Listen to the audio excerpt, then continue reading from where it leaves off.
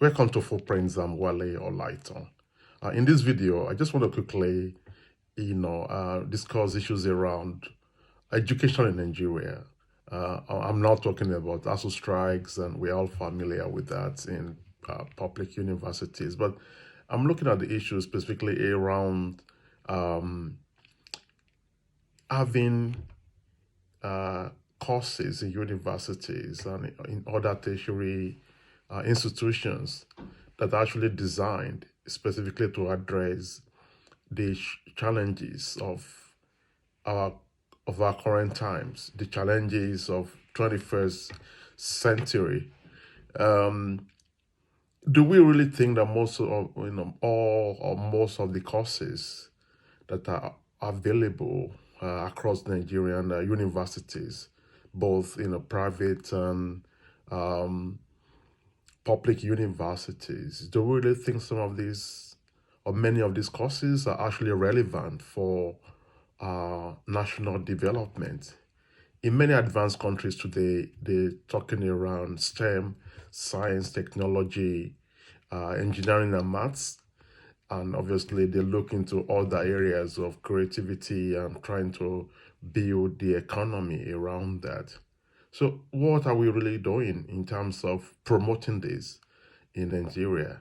The curriculum, the educational curriculum from secondary school to universities and colleges of education, polytechnics, are they actually designed to really produce graduates that will be able to think outside the box, graduates that will be able to do things outside um, just memorizing textbooks and you know um, pouring it out in exams.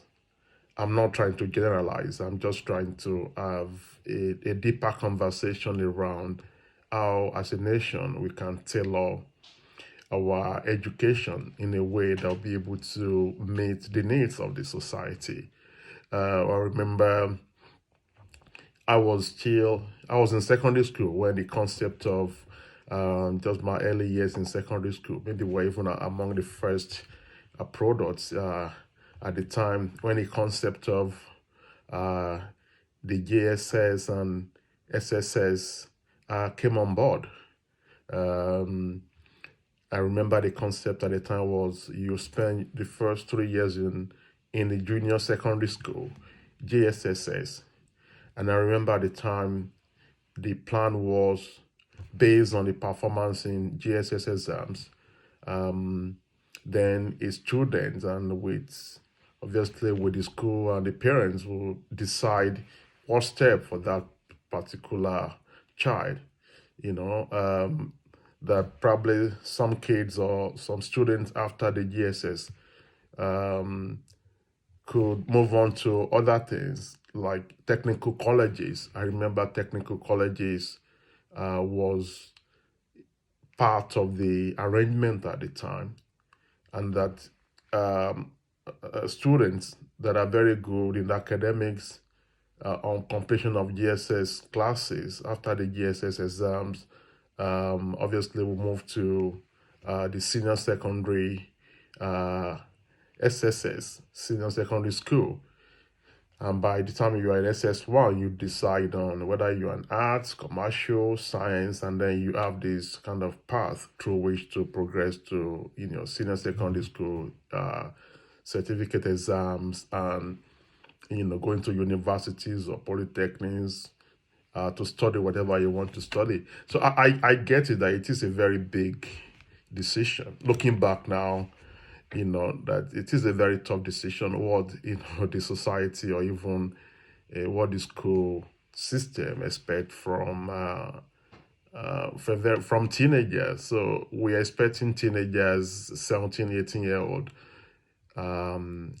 to pick courses and then go to university based on that, and then that will determine the paths that they take in their lives. I'm sure many of us will know that that is not true now.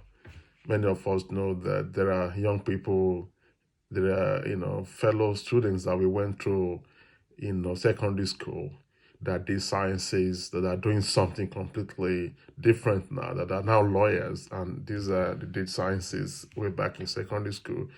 And we had people, you know, that did, arts or commercials that have